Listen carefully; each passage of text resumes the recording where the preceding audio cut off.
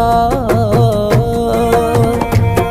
నువ్వు ఊర్వశివని కాదే నిన్ను ప్రేమించింది, నువ్వు దేవతవని కాదే నిన్ను పూజించింది, నువ్వు నింగివని కాదే నేలనేమైంది, నా ప్రాణం అనే కదా నీకు అలుసయ్యింది. రాతలో లేని రాధమ్మ చెప్పలే